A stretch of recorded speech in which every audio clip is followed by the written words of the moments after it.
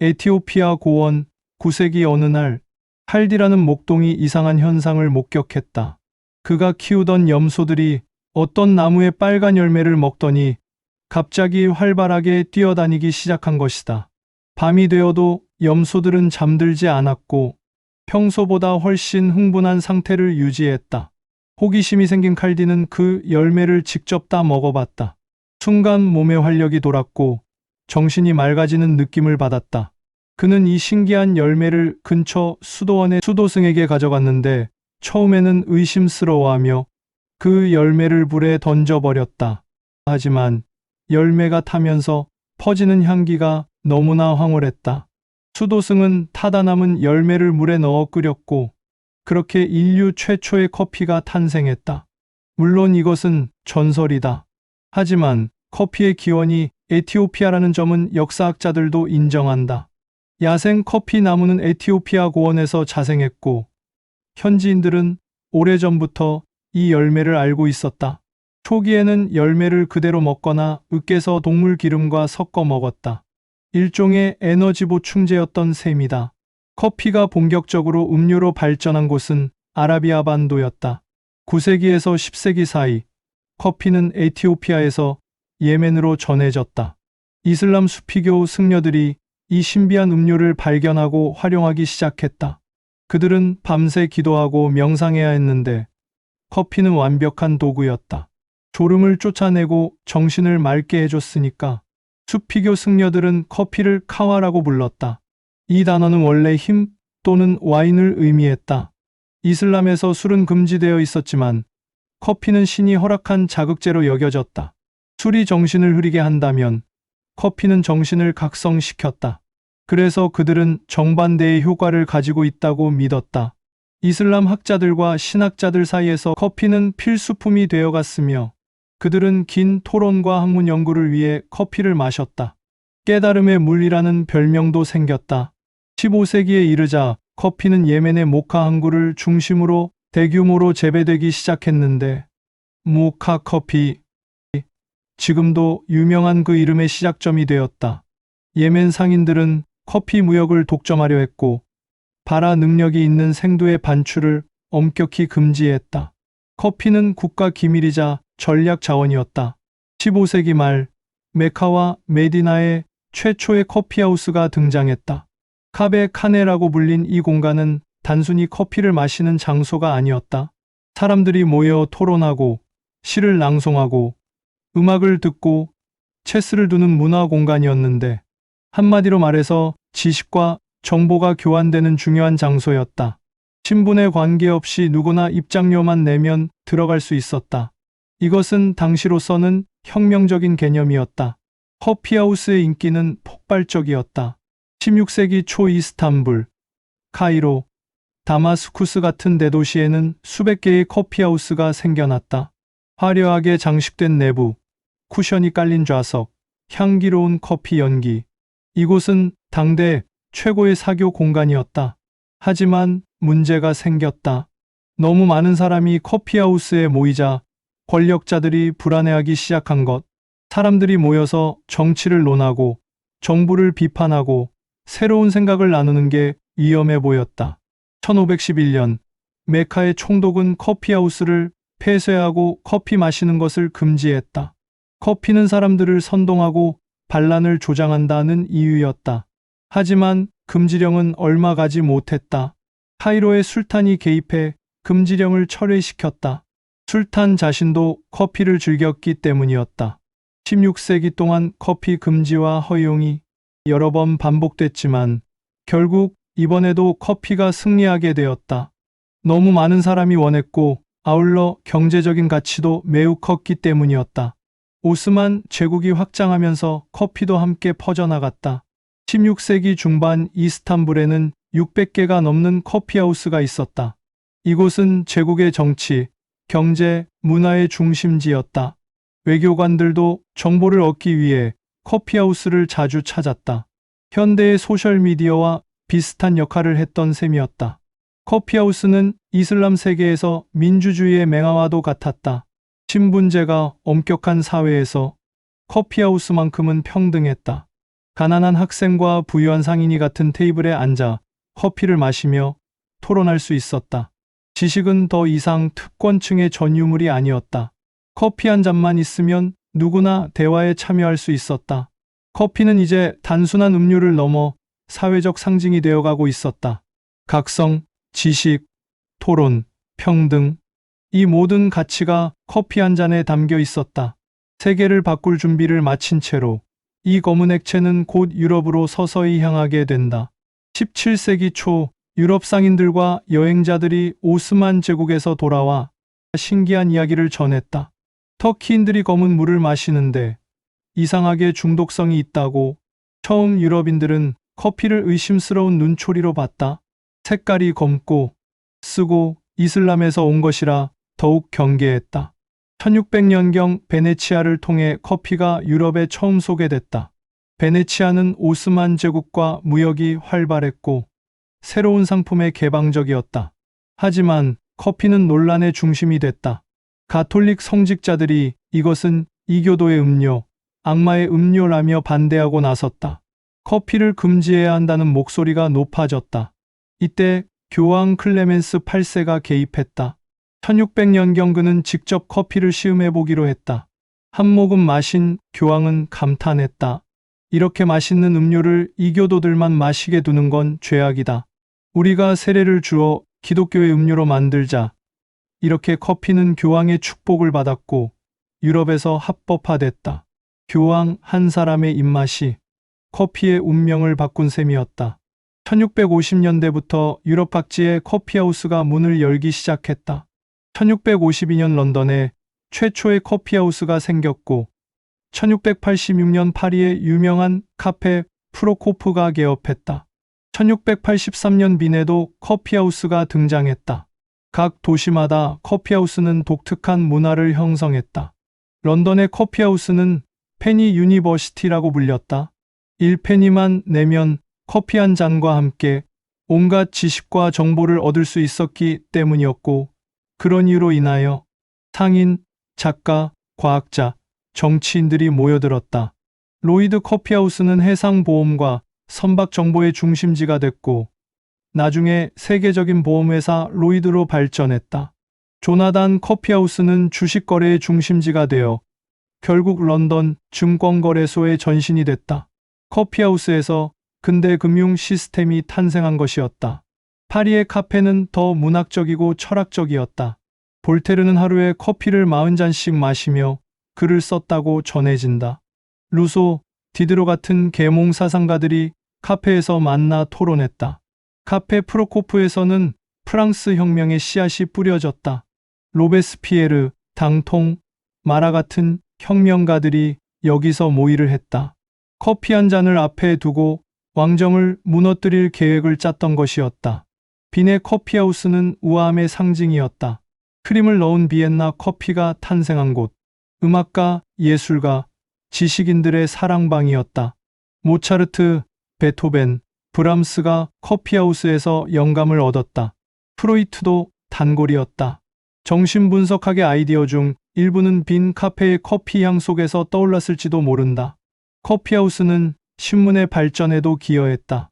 사람들이 모여 뉴스를 나누고 토론하면서 정보에 대한 갈증이 커졌다.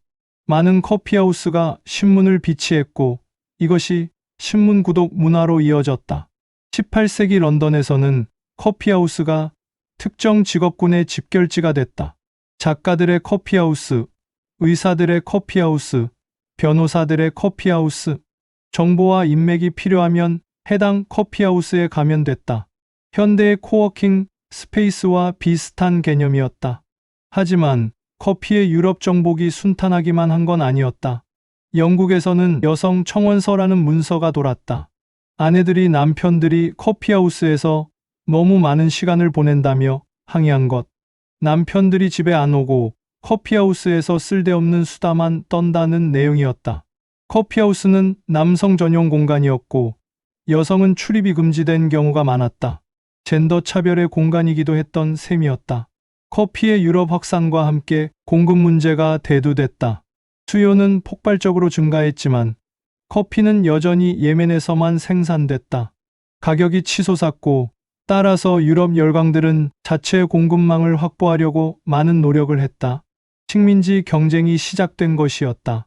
네덜란드가 먼저 움직였다. 1616년 네덜란드 상인이 몰래 커피 묘목을 예멘에서 빼돌려 인도네시아 자바섬에 심었다.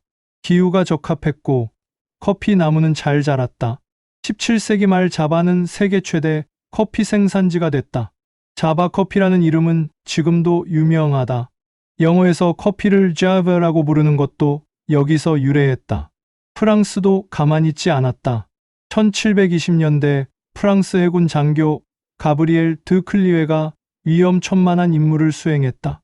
그는 파리 식물원에서 커피 묘목 한 그루를 훔쳐 대서양을 건너 마르티니크 섬으로 가져갔다.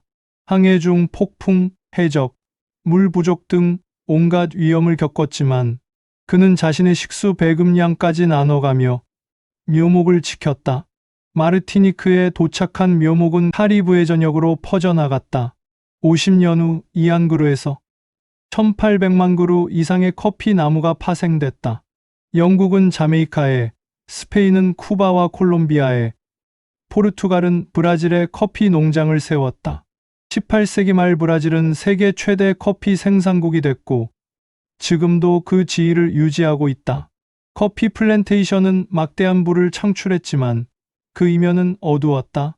주로 노예 노동으로 운영됐기 때문에 많은 문제점을 안고 있었다.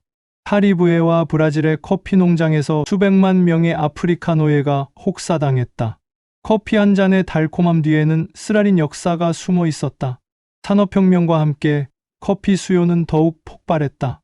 공장 노동자들은 장시간 일해야 했고 커피는 필수품이 됐다. 피로를 잊게 해주고 각성을 유지시켜주는 완벽한 음료로 여겨졌다. 자본가들도 노동자들에게 커피를 권장했다. 술보다 커피를 마시는 노동자가 더 생산적이었으니까 말이다.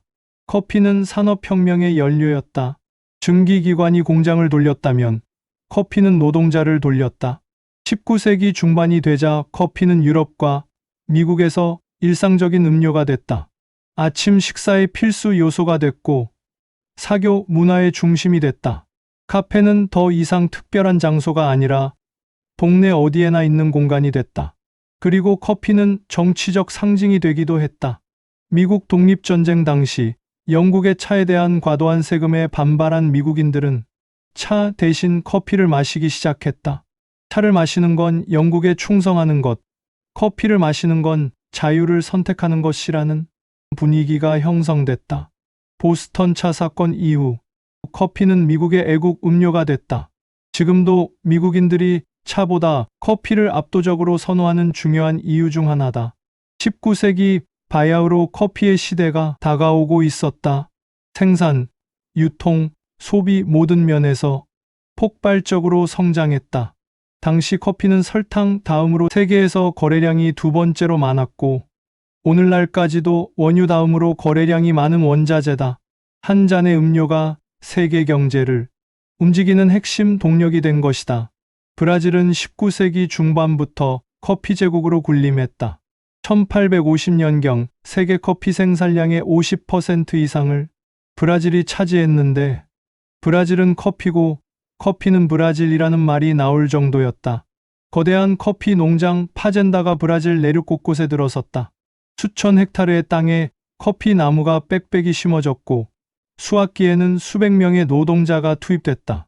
초기에는 노예들의 노동으로 운영됐지만 1888년 노예제가 폐지된 후에는 유럽과 일본에서 온 이민자들이 그 자리를 채웠다. 커피 농장주들은 엄청난 부를 축적했고 브라질 정치를 좌지우지했다. 커피 과두제라고 불릴 정도였다.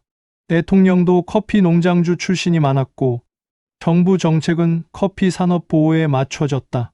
브라질 경제는 커피에 전적으로 의존했다. 커피 가격이 오르면 나라 전체가 호황을 맞았고 가격이 떨어지면 공황이 찾아왔다. 단일 작물 경제의 위험성을 보여주는 사례였지만 당시에는 아무도 신경 쓰지 않았다. 돈이 너무 잘 벌렸기 때문이었다. 커피 무역은 대서양 삼각 무역의 새로운 버전을 만들어냈다. 라틴 아메리카에서 커피를 생산하고 유럽과 미국에서 소비하고 아프리카에서 노동력을 공급하는 구조로 식민주의와 제국주의의 경제적 기반이 되었다. 커피 한 잔에는 세계 체제의 불평등이 담겨 있었다. 19세기 말 커피 생산 기술도 발전했다. 건조 방식이 개선됐고 로스팅 기술이 정교해졌다. 1900년경 일본계 미국인 사토리 카토가 인스턴트 커피를 발명했다. 뜨거운 물만 부으면 바로 마실 수 있는 혁명적인 제품이었다. 1차 세계대전 당시 미군은 인스턴트 커피를 병사들에게 보급했다. 참호에서 전장에서 빠르게 각성 효과를 얻을 수 있었다.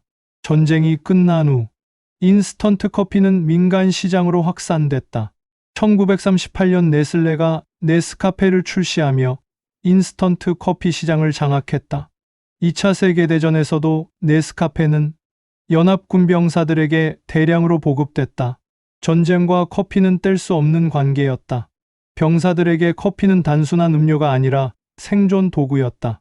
추운 밤, 지친 몸, 긴장된 신경, 커피 한 잔이 그들을 버티게 했다. 20세기 중반 커피 소비 패턴이 변화했다. 집에서 마시는 커피가 대세가 됐다. 커피 메이커가 가정용 필수 가전제품이 됐고 아침마다 커피 끓이는 소리가 들렸다. 미국에서는 커피 브레이크라는 개념이 정착했다. 직장에서 오전과 오후에 15분씩 휴식하며 커피를 마시는 문화가 그것인데 노동 생산성을 높인다는 연구 결과도 나왔고 그에 따라서 기업에서도 적극적으로 도입했다. 커피는 이제 노동 문화의 일부가 됐다. 하지만 커피 산업의 이면에는 여전히 착취가 있었다. 커피 농부들은 대부분 가난했다. 국제 커피 가격은 투기 시장에서 결정됐고 생산자는 가격 결정권이 없었다. 중간 상인과 대기업이 이윤의 대부분을 가져갔다. 농부들은 생산 비용도 건지기 어려운 경우가 많았다. 1960년대 국제 커피 가격이 폭락하며 라틴 아메리카 전역에 위기가 찾아왔다. 농부들은 파산했고 사회 불안이 고조됐다. 이것이 중남미 좌파혁명의 배경 중 하나가 됐다. 체게바라와 피델 카스트로의 쿠바 혁명도 커피 경제의 모순과 무관하지 않았다. 1970년대 공정무역 운동이 시작됐다. 커피 생산자에게 정당한 가격을 보장하고 지속 가능한 생산을 지원하자는 취지였다. 공정무역 인증 커피가 등장했고 소비자들도 조금씩 관심을 갖기 시작했다. 하지만 여전히 전체 커피 시장의 극히 일부에 불과했다. 1971년 시애틀에서 작은 카페가 문을 열었다. 이름은 스타벅스. 처음에는 커피 원두를 파는 작은 가게였다.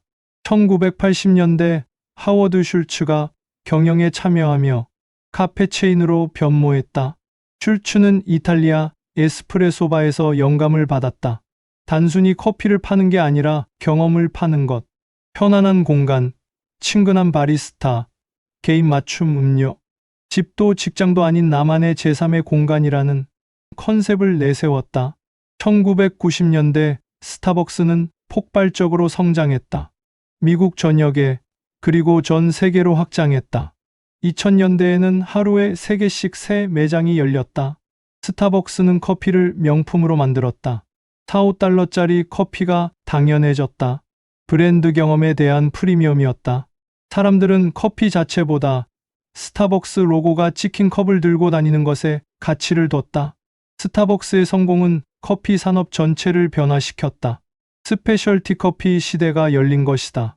원산지, 로스팅 방식, 추출 방법에 대한 관심이 높아졌다. 바리스타는 전문 직업이 됐고 라떼아트 같은 기술이 발전했다. 커피는 더 이상 단순한 음료가 아니라 문화이자 라이프 스타일이 됐다. 21세기 들어 제3의 물결, 커피 운동이 등장했다. 스타벅스로 대표되는 제2의 물결을 넘어 더 세밀하고 장인 정신을 강조하는 흐름, 블루보틀, 인텔리젠시아 같은 브랜드가 주도했다. 싱글 오리진, 스몰 배치 로스팅, 핸드 드립, 커피를 와인처럼 감상하는 문화가 형성됐다. 가격도 와인처럼 비싸졌지만 동시에 캡슐 커피 혁명도 일어났다.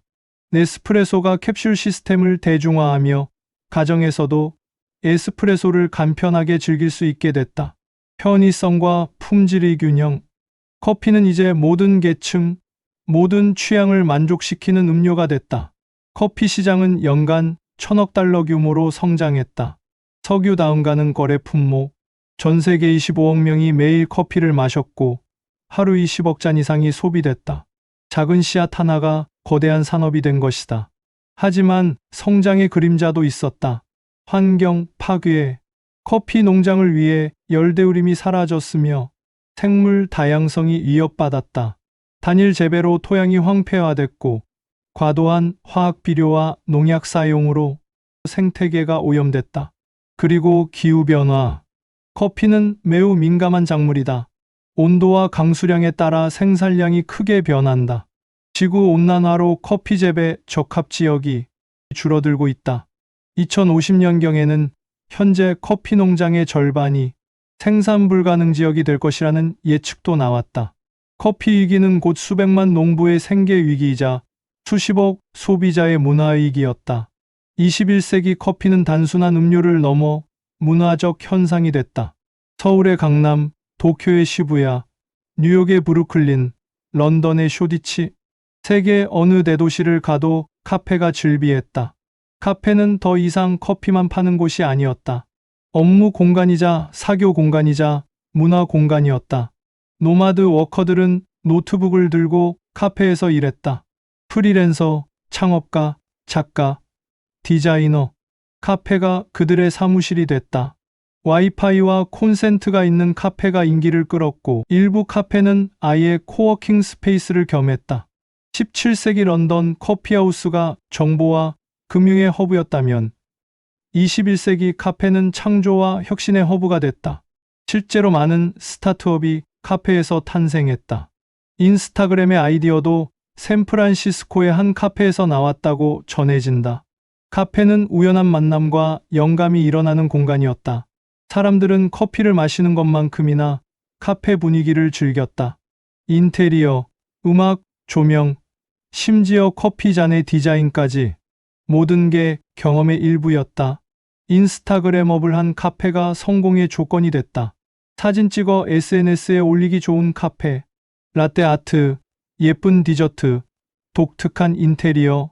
카페는 온라인 정체성을 표현하는 무대가 됐다. 커피 문화는 세대와 계층을 가로지르며 확산됐다. Z세대는 스타벅스보다 작고 아담한 로컬 카페를 선호했다. 개성과 가치를 중시했기 때문이다.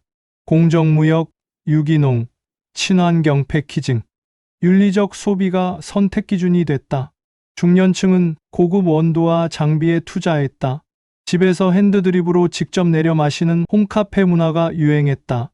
그라인더, 드리퍼, 저울, 온도계, 커피 추출은 거의 과학 실험 수준이 됐다. 노년층도 커피 소비층에 합류했다. 시간적 여유가 있어 카페에서 오래 머물렀고 단골 카페를 만들어 사회적 관계를 유지했다. 카페는 고립을 막고 공동체를 형성하는 장소가 됐다. 커피 산업은 기술 혁신도 가속화했다. AI 바리스타 로봇이 등장했다. 일관된 품질로 빠르게 커피를 만들어냈다. 공항, 쇼핑몰, 병원 같은 곳에서 도입됐다. 하지만 사람들은 여전히 사람이 만든 커피를 선호했다. 바리스타와의 짧은 대화, 친근한 미소, 손끝의 온기, 이런 것들도 커피 경험의 일부였으니까 말이다. 블록체인 기술이 커피 공급망에도 적용됐다. 원두가 어디서 재배되고 누가 수확하고 어떻게 유통되는지 추적할 수 있게 됐다. 투명성이 높아지며 공정무역이 더 확산될 가능성이 생겼다. 하지만 여전히 구조적 불평등은 남아 있었다. 커피 농부들의 현실은 여전히 열악했다. 글로벌 커피 기업들이 엄청난 이윤을 남기는 동안 농부들은 하루 $2 미만으로 생활했다. 커피 가격은 국제시장에서 결정됐고 농부들은 아무런 협상력이 없었다. 가격이 떨어지면 생산비도 건지지 못했다. 자녀를 학교에 보내지 못하고 빚에 시달렸다. 일부 지역에서는 커피 농사를 포기하고 코카 재배로 전환하는 경우도 생겼다. 범죄 조직이 개입하며 폭력과 부패가 만연했다. 커피 한 잔의 달콤함 뒤에는 여전히 쓰라린 현실이 숨어 있었다. 기후변화는 커피 산업 최대의 위협이 됐다. 커피는 적도 북은 고산지대에서 자라는데 이 지역이 온난화로 급변하고 있었다. 온도가 올라가면 커피 나무는 병충해에 취약해졌다. 커피 녹병이 중남미를 휩쓸어 수백만 헥타르의 농장이 황폐화됐다. 강수 패턴도 변했다. 가뭄과 홍수가 번갈아 찾아오며 수확량이 급감했다. 예측 불가능한 날씨는 농부들을 더욱 어렵게 만들었다. 과학자들은 새로운 품종 개발에 나섰다. 기후변화에 강하고 병충해 저항성이 있는 커피. 하지만 맛과 품질을 유지하면서 개량하는 건 쉽지 않았다. 유전자 변형 커피도 연구됐지만 윤리적 논란이 컸다. 일부 기업들은 실험실에서 커피를 배양하는 기술을 개발했다. 세포 배양으로 커피 성분을 만들어내는 것. 농장 없이도 커피를 생산할 수 있다는 가능성. 하지만 이것이 진정한 커피일까? 그리고 그에 따른 수백만 농부의 생계는 어떻게 되는 것인가? 이러한 기술 연구가 완벽한 해결책인지 또 다른 문제인지 논쟁이 이어졌다. 공정무역과 지속 가능성은 이제 선택이 아니라 필수가 되어가고 있었다. 소비자들의 의식이 높아지며 기업들도 변화하지 않을 수 없었다. 스타벅스는 2030년까지 탄소 중립을 선언했다. 네스프레소는 재활용 캡슐 프로그램을 확대했다. 하지만 이것이 근본적 해결책일까? 아니면 그린워싱일까? 비판도 만만치 않았다. 진정한 변화는 공급망 전체의 재편이 필요했다. 농부들에게 정당한 가격을 지불하고 친환경 재배를 위한 지원 노력과 장기 계약으로 안정성을 보장하는 것 등이 있다. 말은 쉬웠지만 실천은 어려웠다. 자본주의 사회에서 이윤과 윤리 사이의 균형을 유지한다는 것이 그리 쉬운 일이 아니기 때문이다. 그럼에도 이 모든 것들이 자본주의 시스템 안에서 해결 가능할까? 커피 역사를 통해 우리는 알 수 있었다. 커피는 언제나 시대의 거울이었다. 17세기에는 계몽과 토론의 도구였고 18세기에는 혁명의 연료였다. 19세기에는 산업화의 동력이었고 20세기에는 자본주의의 상징이었다. 21세기에는 무엇인가? 아마도 불평등과 기후위기의 축소판이면서 아울러 변화의 가능성이 동시에 존재하는 시험의 장은 아닐까? 커피는 세계화의 완벽한 사례다. 에티오피아에서 재배된 원두가 이탈리아 기계로 추출되고 한국의 카페에서 소비된다. 브라질 농부와 뉴욕 직장인이 한 잔의 커피로 연결된다. 지구 반대편 사람들이 같은 음료를 마시며 활기찬 하루를 시작한다. 하지만 그 연결은 평등하지 않다. 생산자는 가난하고 소비자는 풍요롭다. 북반구는 마시고 남반구는 재배한다. 커피 한 잔에는 세계의 불평등이 그대로 담겨 있다. 동시에 커피는 연대의 가능성도 보여준다. 공정무역 운동, 지속 가능한 농업, 윤리적 소비. 소비자들이 선택을 바꾸면 시장이 변하고 생산자의 삶이 개선된다. 작지만 의미 있는 변화들이 축적되고 있다. 커피의 미래는 어떨까?